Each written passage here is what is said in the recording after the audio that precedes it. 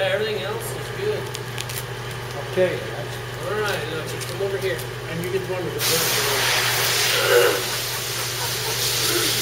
So we're in Center, Colorado, visiting with Wes and Todd Harrison. And I grew up in this area. And Wes, how long have you lived on this farm? Borrowed my first money and moved here in 1962. 1962. Where'd you move from? Half a mile down the road. Okay. At the post. I was born and raised here. Did your dad own this farm as well? Yeah, Dad owned this. And this is Todd. And Todd, third generation then on this farm. Yes, third generation. Awesome. That's cool. We were talking a little earlier, Wes, how things have changed over the years where it's, you know, a lot of times we could just go out and work harder and we could make up some. Yeah, it seems like today's a little less forgiving than it was 10 years ago, 15 years ago. Maybe a lot more than that. But Right. it seems like you just can't keep ahead of what's looking over your shoulder. So you grew potatoes for a lot of years. Oh, 50 years. 50 years. 50 years. And what made you decide to change? Were you part of this thing, Todd, or I mean? Sure, we both decided to make the decisions together on what we should or shouldn't do. We knew it was time to quit potatoes. Well, they're so labor intensive and trying to find people to do the. For us, the joke that we joke is that we could lose money slower with hay. So, but the reality of it is we're trying to streamline and get the farm to where we don't need as much help.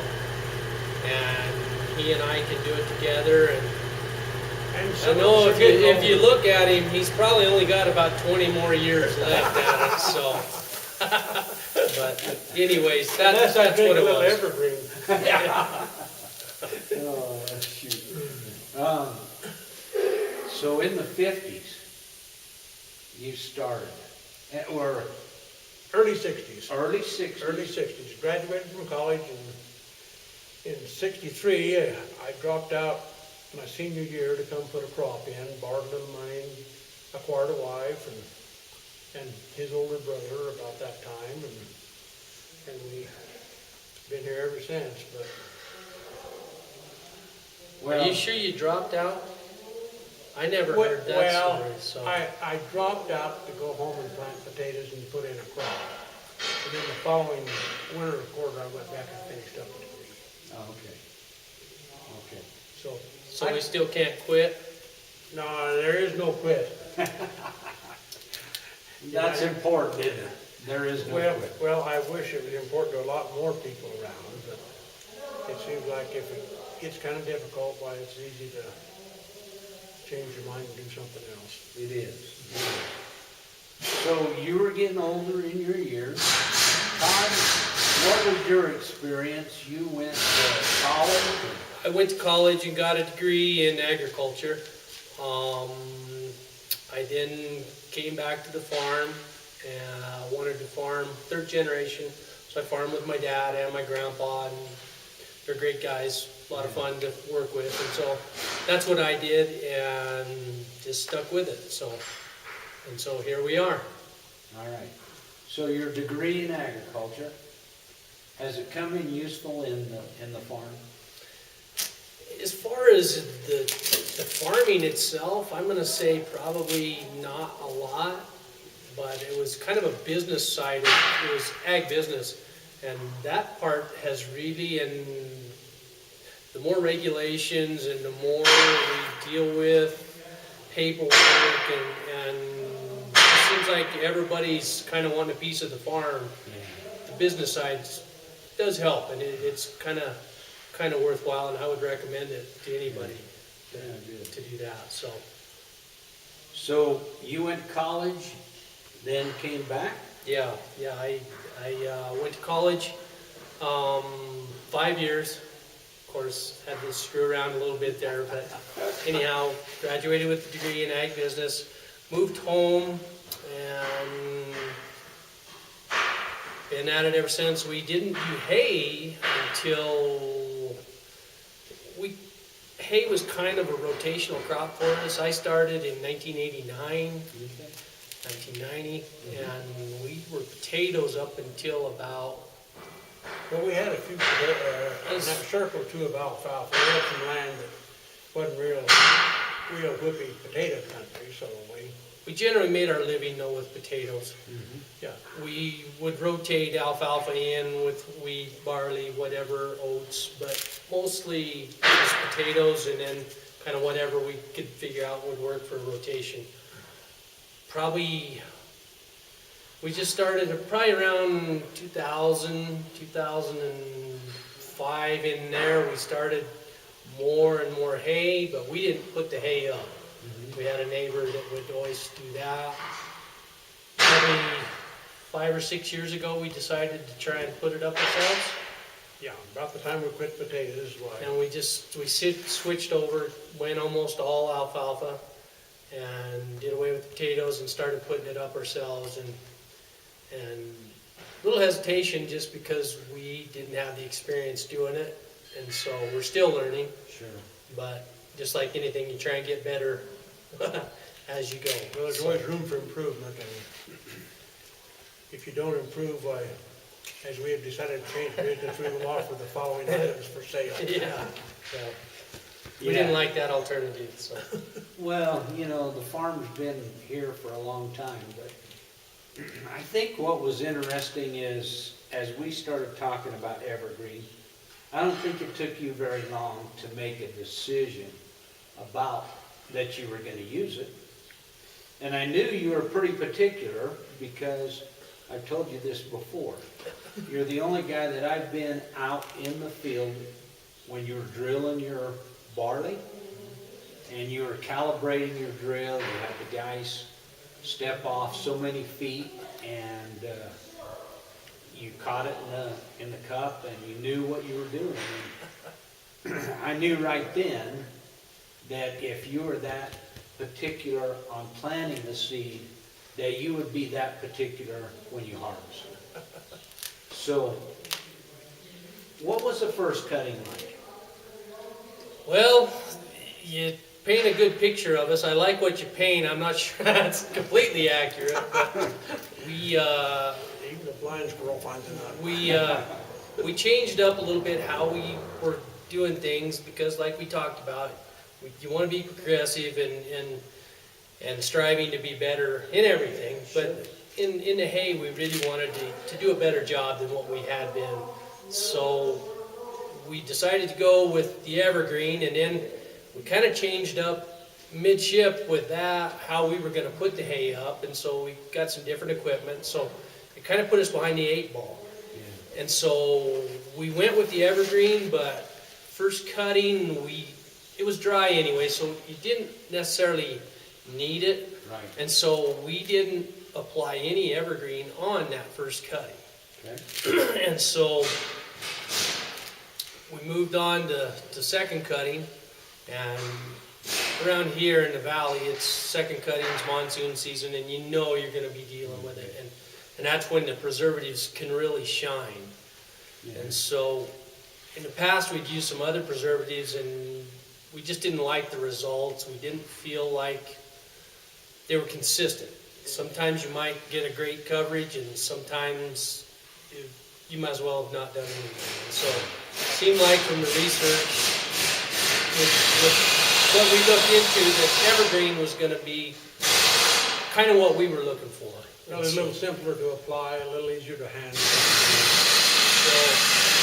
So that's why we went Evergreen, and you could we really pushed it second cutting, and we're tickled with it. We're tickled with the results we're seeing. Our stacks are staying nice and straight. They're not leaning over and tipping, and Haven't had the fire department. Yeah, out. no caramelization, you know, it's not cooking off.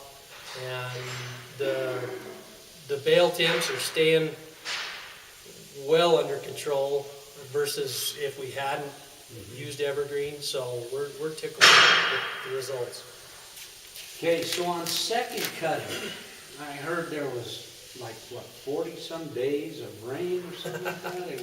It seemed like it, but it was a lot of rain, and it was kind of spotty, but It would just get dry, or close to dry, and then next evening, why, it would rain. well, in my opinion, we were a pretty good test plot for Evergreen because about a third of ours went up good. The early on stuff, we beat the rains and it went up good, but we used Evergreen. The second third, we got rain, but it wasn't just completely disaster, and we still used Evergreen. And then the last third, it was a nightmare, and it was soaking wet. I mean, you were almost embarrassed to be out there with the baler, but you had to get it off. And we used the Evergreen, and even that, we're marketing that, and while it's not dairy quality, it's still definitely a marketable product, and I don't think it would have been otherwise. Yeah. So, Well, that's neat that you were able to see that. so When you baled the hay that was dry and you had some regrowth coming, what was that like? What do you? Because we all get in these situations, right? Yes, it's just an impossible situation. There's nothing you can do. Right. you just try and make the best that you can. Like I say, the stuff that was dry and it was off, and that is ready to cut now. As a matter of fact.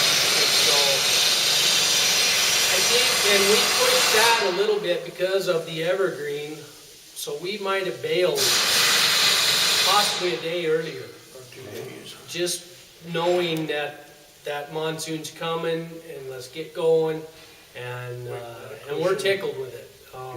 It tested dairy quality, as a matter of fact. Awesome. So, Awesome. So, who read the temperatures? Who read the moistures? He read the moistures a lot in the, on the baler. The baler has a nice state-of-the-art moisture sensor built into them. Is that the Gazika? yeah, it's got a Gazika, and it's a microwave system, and that way you get the stem moisture as well as any dew or anything else. It reads it all, and you get an accurate. At least we like to think it's accurate. Well, you think it's accurate.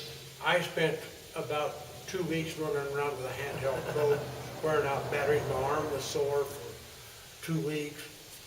And I tell him, man, that looks pretty wet. What does it look like, Dad? Really?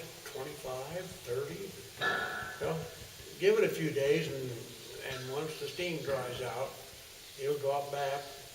And sure enough, it dropped back. And it's a very rare time now I will probe and find anything over what, 25? Yeah, 25 is the limit, and that was, we just kind of set our, you like to go in with a plan, and anything under 20 we were going to be comfortable with the product, even though we'd never used it. We just, based on the conditions, that's okay. Between that 20 and 25 range is where we were nervous, but, until you try it, until you find out, you just don't know. And so, that's where, that from about the last half of it probably went up in that range. And it's been good. But the good thing about it, all the time, the sensor we use has a moisture gauge and a temperature probe. And anytime, and very rarely do I find a bale that would be 100 degrees. And that was, what, 5 days after I started doing that, 4 days, Yeah, probably, yeah. 3 to 5 days afterwards. And by and large, the temperatures were down. If I saw a bale that was a little high, we would mark it, and then we'd start looking at different bales in the stacking. We better stack these or look a little closer at these. Sure. Management was what you were doing. So that was the old mantra here 30 years ago, management by walking about. And Yeah. that's about what we, Well, we tried, and he's right, you try and use every tool you have in the toolbox to do it right, and so that's kind of where the Evergreen came in, is it's one more tool that we could use, you know, to put a better product on the market, and that's kind of what we're trying to do, so. well, we've read all your information and all the results you've had, and we had a lot of dollars invested in, and you look at these dollars on the back, it says, "In God we trust." Well, we joked here that, well, in Joe we trust. So you're on the hot seat too. Well, guys, you know, it was a little nerve-wracking because, one, making sure we got it put on right. And knowing you, Todd, I knew that was right, okay? But then second, you know, because of the weather, I knew it was getting pushed. And you weren't the only guy that did that, several other guys. But you went and did some custom bailing for another guy. What did he think? I think he was pleased with how it went on and how it worked, and it seemed like the results that he got back were, you know, and you don't know, but I think don't know how the best way to say it, but I think it was beneficial to him, the results he saw versus how his preservative was working, so. Okay. But I've not talked to him about that. Right, but- sure. Yeah. But from your perspective, from your take, that's what you was Yeah, yeah, doing very good, so. yeah. So, how many acres do you guys go over? We don't know. Well, I was on some of the fields and I couldn't go to them again, I can tell you. What do we do? Jeez. We have 7 circles and most of them are 120 acres. That's easy for you to say, 840, is that? something like that. Okay, and 3 times? Right. Yes, Yep, yep. So you've done the first, the second. Is this gonna be a good full cutting for you this time? What's it look Well, like? The yours that we got put up is really coming back. Well, I just started some sprinklers today that looks like they ought to, within a week or 10 days, I think they're ready. Yeah, it's just like he said, the stuff that we pushed early, you know, we pushed it all, but the early Right. stuff, it's gonna be ready here in about a week or 10 days. But the other stuff is still tracked up from all the machinery out there. Sure. And we got hay out there that's knee high and hay that's barely above your boots. Right. So, It's hard to say. just depending on the next few days and the temperature and how Mother Nature treats us, it should be a decent third.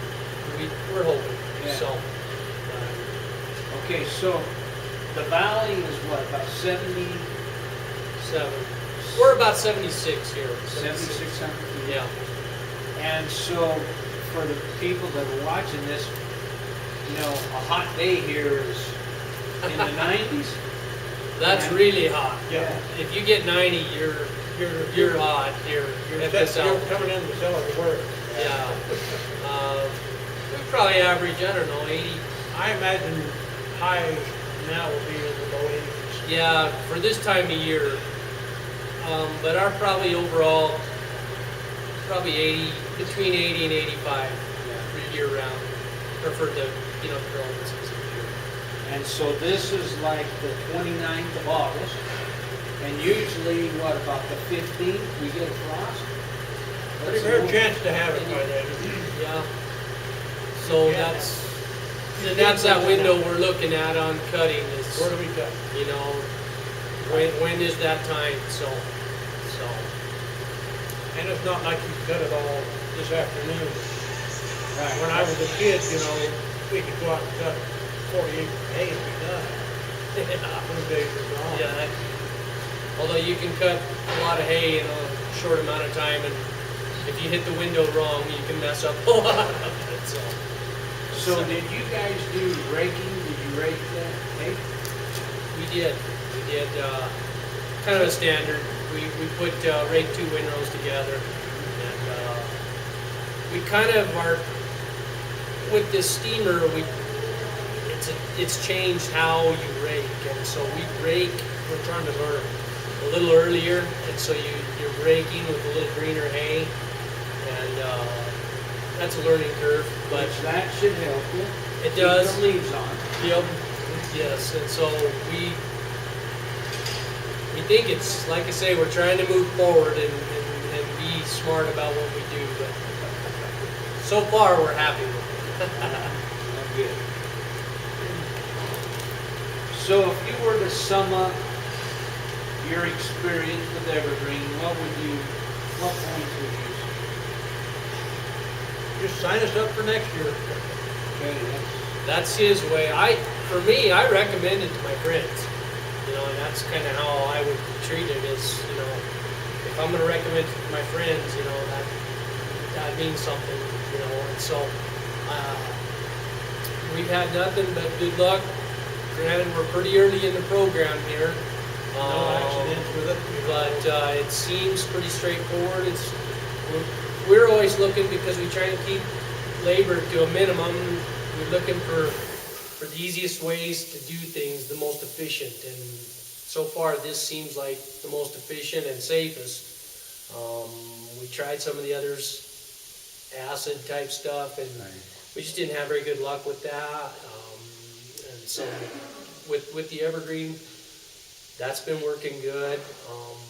The rates that it go on at, it's a good enough rate to where you're not dealing with such a low flow that you're plugging up nozzles and having trouble with that, but it's also slow enough to where you're not just constantly having to refill.